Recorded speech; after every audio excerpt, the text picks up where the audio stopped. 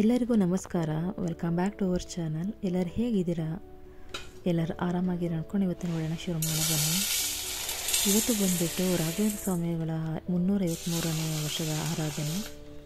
ಹಾಗೆ ನಿಮ್ಮ ಮನೇಲಿ ಸ್ವಲ್ಪ ವಡೆ ಮಾಡೋಣ ಅಂತ ಅಂದ್ಕೊಂಡು ತಗ್ನಿನ ಬೇಳೆ ಇತ್ತು ಸ್ವಲ್ಪ, ಹಂಗಾಗಿ ಅದನ್ನು ಸ್ವಲ್ಪ ನೆನೆ ಹಾಕ್ತಾ ಇದ್ದೆ. ಏನಂದರೆ ಸಾಮಾನ್ಯವಾಗಿ ಈ ಕಡಲೆಬೇಳೆಯಿಂದ ವಡೆ ಮಾಡಿರ್ತೀವಲ್ವ, ಅದ್ರ ಬದಲು ಈ ತಡ್ನಿಬೇಳೆಯಿಂದ ಸ್ವಲ್ಪ ಟೇಸ್ಟ್ ಚೇಂಜ್ ಇರುತ್ತೆ, ಅಂದರೆ ಡಿಫ್ರೆಂಟ್ ಆಗಿರುತ್ತೆ. ಸಾಮಾನ್ಯವಾಗಿ ಈ ಕಡಲೆಬೇಳೆ ವಡೆಗಳನ್ನ ತಿಂತಾ ಇರ್ತೀವಿ, ಒಂದು ಚೇಂಜ್ ಇರಲಿ ಅಂತ ಈ ತಡ್ನಿಬೇಳೆಯಿಂದ ವಡೆನ ಮಾಡ್ತಾ ಇದ್ದೀನಿ. ಅಂದರೆ ಇದನ್ನು ಸಾಮಾನ್ಯ ಚಿಕ್ಕವರಿಂದನೂ ಅಮ್ಮ ಅಜ್ಜಿಯವರೆಲ್ಲ ಮಾಡ್ತಾಯಿರ್ತಾರೆ, ಹೊಸ ರೆಸಿಪಿ ಏನಲ್ಲ, ಆದರೂ ಸ್ವಲ್ಪ ಡಿಫ್ರೆಂಟಾಗಿರಲಿ ಅಂತ ಮಾಡ್ತಾಯಿದ್ದೀನಿ. ತುಂಬ ಚೆನ್ನಾಗಿ ಬರುತ್ತೆ. ಅಂದರೆ ಇದನ್ನು ಜಾಸ್ತಿ ನೆನೆಸಬಾರ್ದು, ಸ್ವಲ್ಪ ಹೊತ್ತು ನೆನೆಸ್ಬಿಟ್ಟು ಅದನ್ನು ನೀರನ್ನೆಲ್ಲ ಸೋರು ಹಾಕಬೇಕು, ನೀರೆಲ್ಲ ಫುಲ್ಲು ಡ್ರೈ ಆಗೋಕ್ಕೆ. ಈ ವಡೆಗಳಲ್ಲೇ ತುಂಬ ವೆರೈಟಿ ವಡೆಗಳು ಇದೆ ಅಂತಲೇ ಹೇಳ್ಬೋದು. ಈ ಕಡಲೆಬೇಳೆ ವಡೆ ಆಗಿರ್ಬೋದು, ಈ ತಡ್ನಿಬೇಳೆ ವಡೆ ಆಗಿರ್ಬೋದು.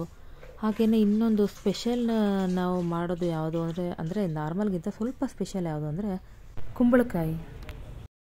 ಅಂದರೆ ಆಯಿ ಪೂಜೆಗೆಲ್ಲ ಹೊಡಿತೀವಿ ಕುಂಬಳಕಾಯಿ. ಸಾಮಾನ್ಯವಾಗಿ ಅದರಿಂದ ಜಾಸ್ತಿ ಅಷ್ಟು ಯಾವುದೇ ರೀತಿಯ ಒಂದು ಫುಡ್ಗೆ ಜಾಸ್ತಿ ಯೂಸ್ ಮಾಡೋದಿಲ್ಲ. ಕೆಲವರು ಯೂಸ್ ಮಾಡ್ತಾರೆ, ಬಟ್ ಕೆಲವರು ಯೂಸ್ ಮಾಡೋದಿಲ್ಲ. ಬಟ್ ಅದರಿಂದನೂ ಈ ಥರ ವಡೆ ಮಾಡಿದ್ರೆ ತುಂಬಾ ಚೆನ್ನಾಗಿರುತ್ತೆ. ಅದು ರೆಸಿಪಿ ಬಂದುಬಿಟ್ಟು ಅಂದರೆ ಈ ಕುಂಬಳಕಾಯಿ ವಡೆ ಮಾಡಿದ್ರೆ ತುಂಬಾ ಚೆನ್ನಾಗಿರುತ್ತೆ. ಅದನ್ನು ಯಾವಾಗಲಾರ ಮಾಡಿದಾಗ ವಿಡಿಯೋ ಖಂಡಿತ ಮಾಡಿ ಹಾಕ್ತೀನಿ. ಈ ಬೇಳೆನ ನಾನು ನೆನೆ ಹಾಕಿದ್ನಲ್ವ, ನೀರೆಲ್ಲ ಫುಲ್ಲು ಡ್ರೈ ಆಗಿತ್ತು. ಅದಾದಮೇಲೆ ನಾರ್ಮಲ್ ನಾವು ವಡೆಗೆಲ್ಲ ಯಾವೆಲ್ಲ ನಾವು ಪದಾರ್ಥಗಳನ್ನ ಹಾಕ್ಕೊತೀವೋ ಸೇಮ್ ಅದೇ ರೀತಿ ಮೆಣಸಿನ್ಕಾಯಿ ಇರ್ಬೋದು, ಕೊತ್ತಂಬರಿ ಸೊಪ್ಪಾಗಿರ್ಬೋದು, ಹಾಗೆ ಸ್ವಲ್ಪ ಚಕ್ಕೆ ಲವಂಗ ಹಾಕ್ಬಿಟ್ಟು ಸ್ವಲ್ಪ ರುಚಿಗೆ ಉಪ್ಪು ಎಲ್ಲ ರೀತಿಯೂ ಹಾಕ್ಕೊಂಡ್ಬಿಟ್ಟು ಬೇಳೆನೂ ಕೂಡ ಸ್ವಲ್ಪ ತರಿಯಾಗಿ ರುಬ್ಕೊಳ್ತಾ ಇದ್ದೀನಿ. ಹಾಗೆಯೇ ಬೆಳ್ಳುಳ್ಳಿ, ಹಾಗೆ ಸ್ವಲ್ಪ ಶುಂಠಿನ ಹಾಕ್ಕೊಬೇಕು. ನೀರನ್ನು ಹಾಕಲೇಬಾರ್ದು, ಸ್ವಲ್ಪ ತೀರಾ ಬೇಕು ಅಂದರೆ ಒಂದು ಡ್ರಾಪ್ ಅಷ್ಟೇ ಹಾಕಬೇಕಾಗುತ್ತೆ. ಹಾಗೆಯೇ ರುಚಿಗೆ ತಕ್ಕಷ್ಟು ಸ್ವಲ್ಪ ಉಪ್ಪು, ಹಾಗೆ ಸ್ವಲ್ಪ ಜೀರಿಗೆನ ಹಾಕ್ತಾಯಿದ್ದೀನಿ.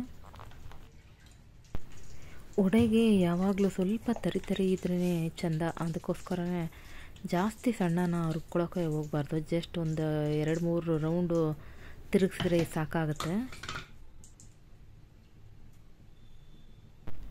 ಹಾಗೆಯೇ ನಾನು ಸ್ಟವ್ ಮೇಲೆ ಎಣ್ಣೆನ ಕಾಯಲಿಕ್ಕೆ ಇಟ್ಕೊಂಡಿದ್ದೀನಿ. ಇದು ರುಬ್ಬಾಗ್ತಿದ್ದಂಗೆ ಹಾಗೆಯೇ ವಡೆನ ಹಾಕ್ಬಿಡೋಣ ಅಂತ.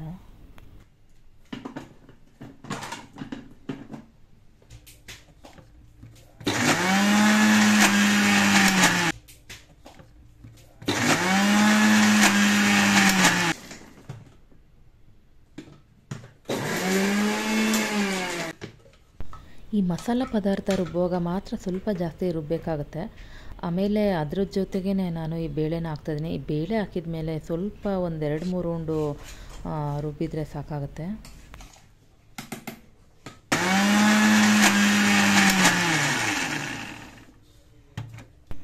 ಹಾಗೆಯೇ ರುಬ್ಬಾಗ್ತಿದ್ದಂಗೆ ನಾನು ಎಣ್ಣೆಗೆ ಹಾಕಿ ಫ್ರೈನ ಮಾಡಿದೆ. ಬಿಸಿಯಾಗಿ ತಿನ್ನಲಿಕ್ಕೆ ತುಂಬಾ ಚೆನ್ನಾಗಿರುತ್ತೆ ಸಂಜೆ ಟೈಮಿಗೆ ಕಾಫಿ ಜೊತೆಗೆ.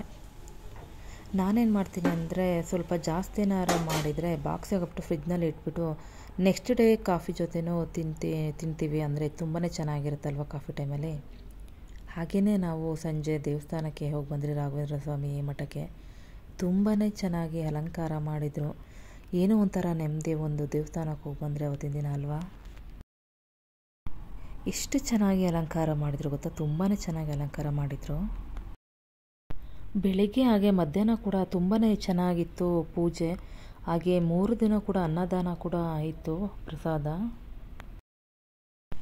ಯಾರಿಗೆಲ್ಲ ಈ ವಿಡಿಯೋ ಇಷ್ಟ ಆಯಿತಾ ಪ್ಲೀಸ್ ಹಾಗೆ ಲೈಕ್ ಮಾಡಿ. ಹಾಗೆ ಯಾರು ಹೊಸಬ್ರು ಈ ಚಾನಲ್ನ ನೋಡ್ತಾ ಇದ್ದರೆ ಪ್ಲೀಸ್ ಹಾಗೆ ನಮ್ಮ ಚಾನಲ್ನ ಸಬ್ಸ್ಕ್ರೈಬ್ ಮಾಡ್ಕೊಳ್ಳಿ.